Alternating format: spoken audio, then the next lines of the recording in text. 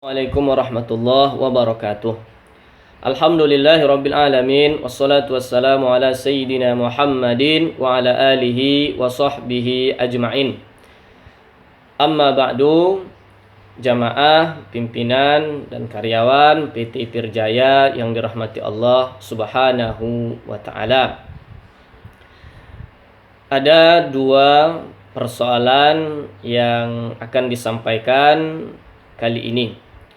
Yang pertama zakat fitrah, yang kedua fidyah. Zakat fitrah wajib hukumnya bagi orang yang memenuhi syarat.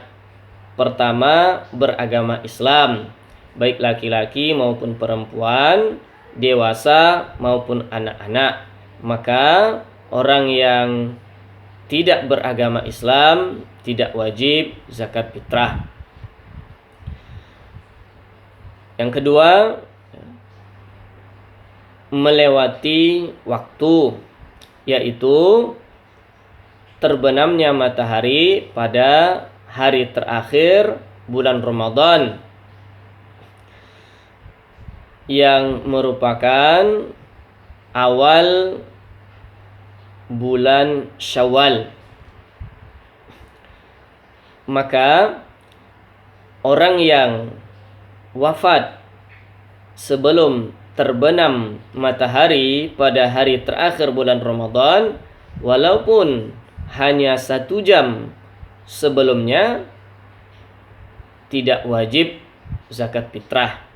Sebaliknya, anak yang lahir sebelum terbenam matahari, walaupun setengah jam sebelumnya, maka wajib zakat fitrah. Yang ketiga, memiliki kelebihan yang meliputi kebutuhan utama berupa makanan pokok, pakaian, dan tempat tinggal untuk hari raya Idul Fitri saja, baik malam maupun siangnya,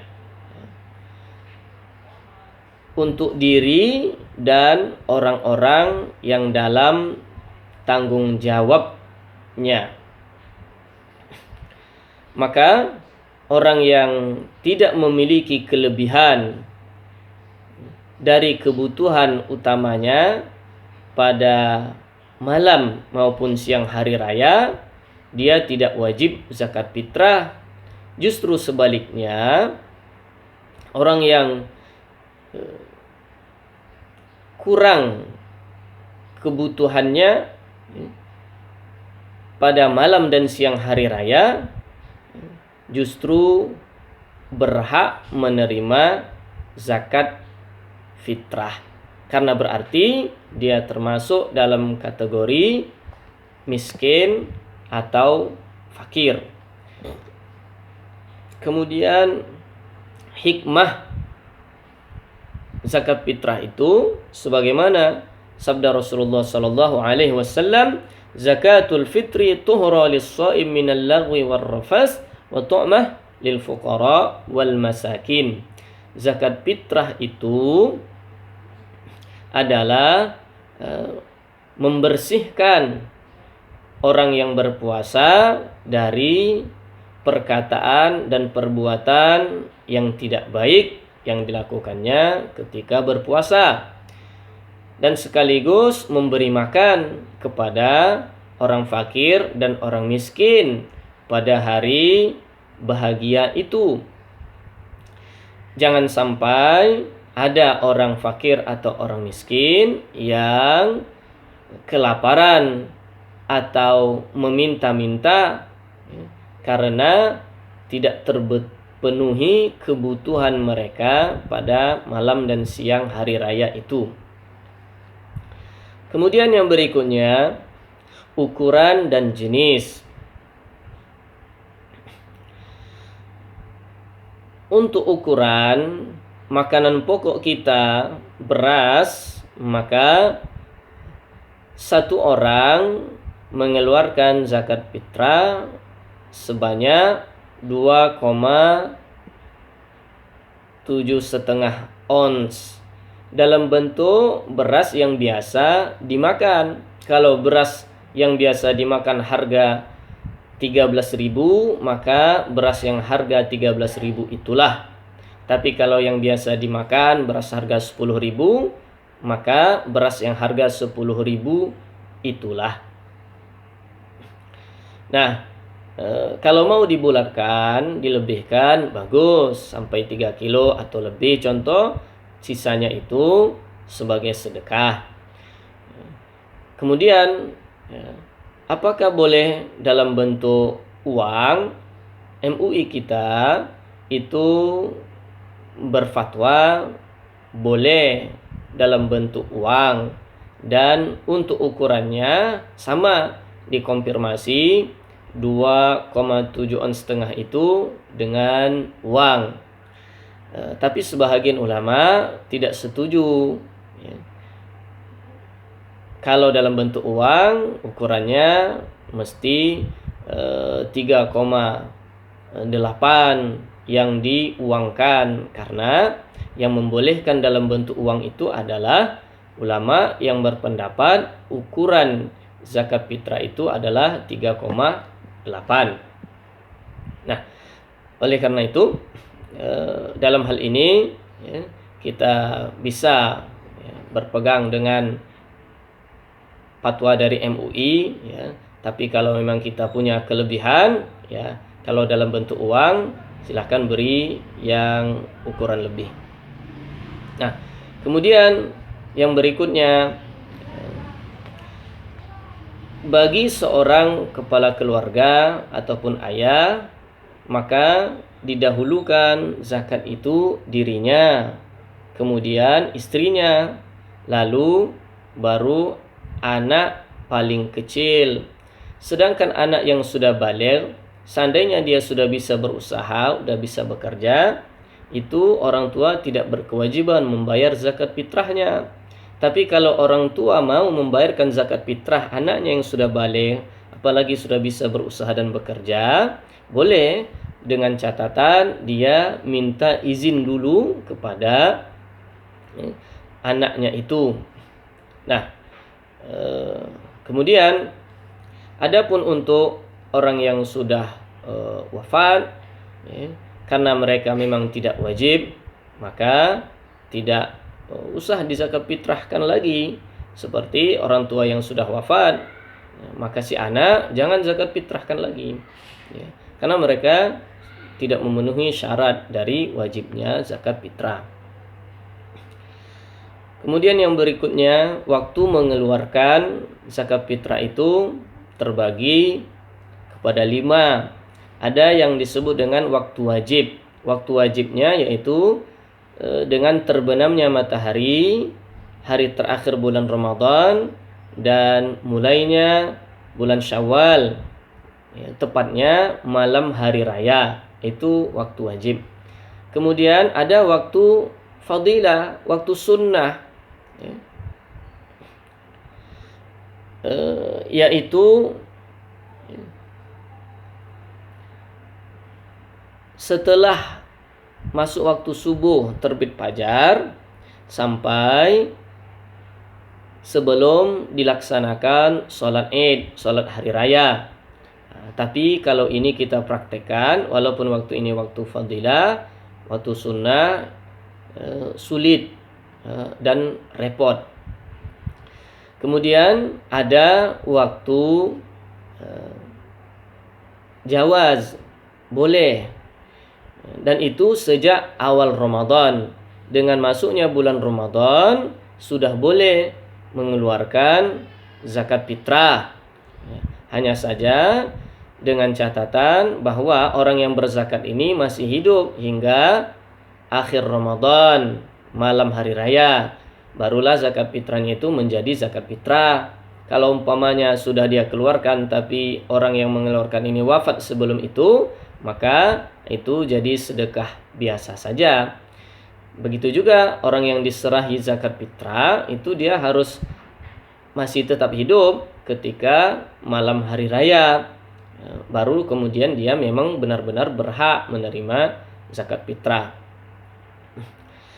Kalau ternyata dia wafat sebelum malam hari raya itu, maka orang yang berzakat fitrah ini mengeluarkan sekali lagi zakat fitrahnya kepada orang yang masih hidup dan berhak menerima ketika malam hari raya itu. Kemudian waktu makruh. Waktu makruh ini yaitu setelah sholat hari raya sampai terbenam matahari pada satu hari raya itu. Jadi kalau ada orang yang belum mengeluarkan zakat fitrah sampai selesai sholat raya, dia tetap berkewajiban mengeluarkan zakat fitrahnya sampai sebelum terbenam matahari, tapi hukumnya makruh. Makruh. Dan nilainya pahala seperti pahala sedekah biasa jadinya. Kemudian ada waktu haram. Waktu haram ini setelah terbenam matahari pada hari pertama hari raya.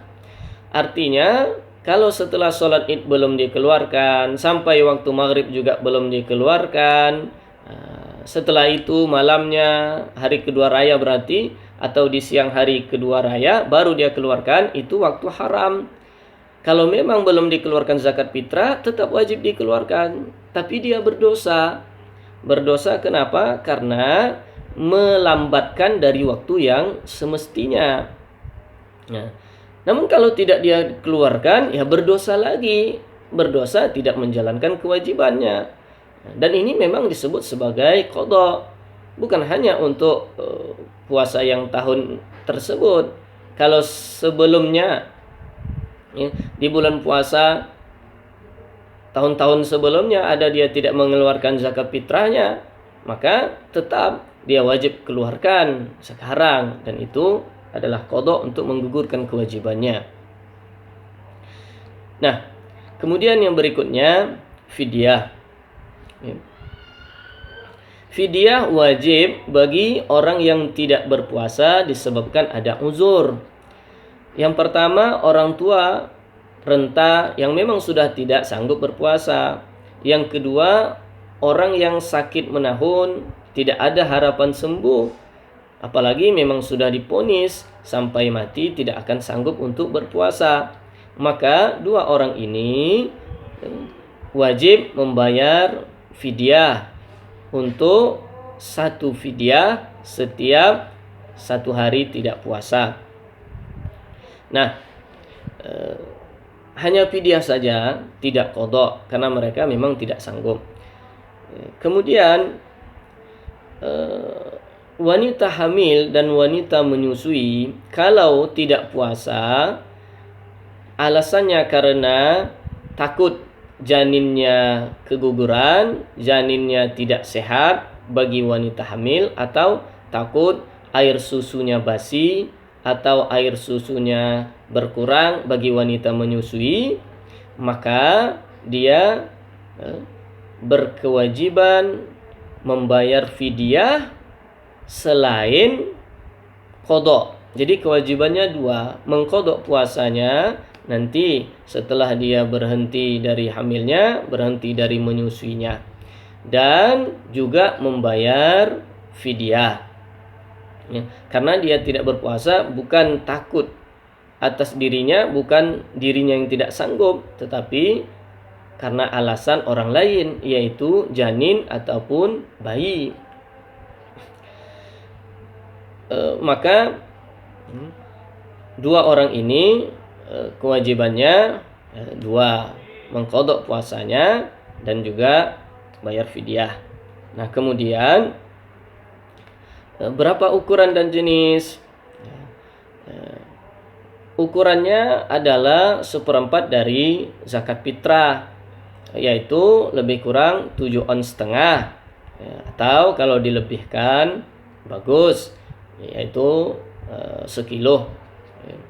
Kemudian sama, yaitu dengan makanan pokok, beras yang biasa kita makan. Kalau beras yang harga 15.000 ya yang 15.000. Itulah nilai zakat fitrahnya. 1 hari untuk 1 fidyah. Nah, kemudian boleh juga diduitkan, boleh juga diduitkan dengan ukuran 7 ons tadi, dikonfirmasi dalam bentuk uang ataupun dilebihkan. Dan kemudian zakat fitrah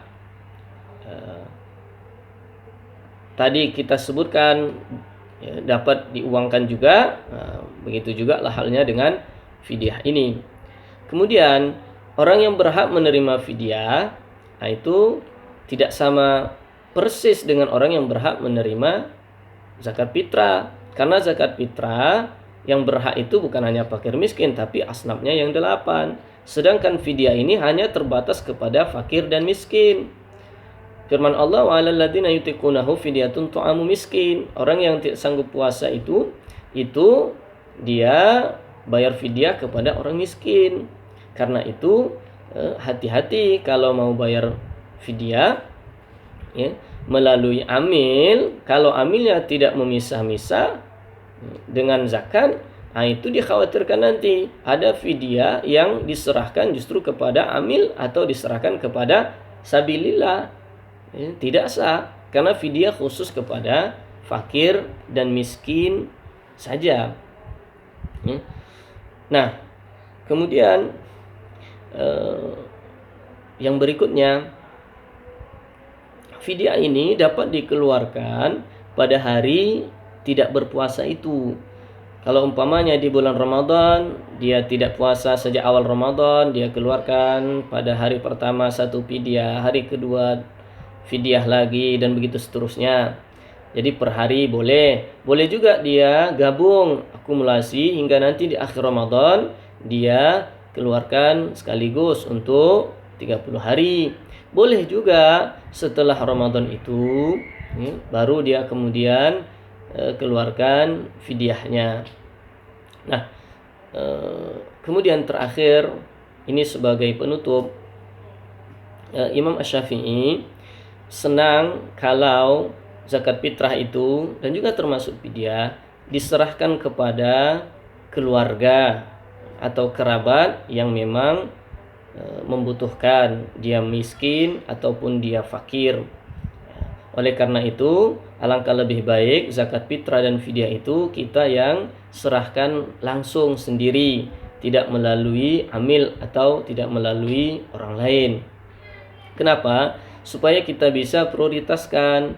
Mana tahu ada keluarga sendiri yang seperti kakak, abang, ponakan, pakcik, yang orang susah, miskin, fakir, maka kita dulukan mereka untuk diberikan zakat fitrah atau untuk diserahkan fidyah. Nah, begitu juga tetangga, mana tahu ada tetangga yang fakir, miskin, dulukan untuk diserahkan zakat fitrah ataupun fidyah, selama mereka memang berhak menerima. Kecuali orang yang tidak berhak menerima, seperti orang tua kepada anak atau anak kepada orang tua dan seterusnya. Demikian, mudah-mudahan bermanfaat.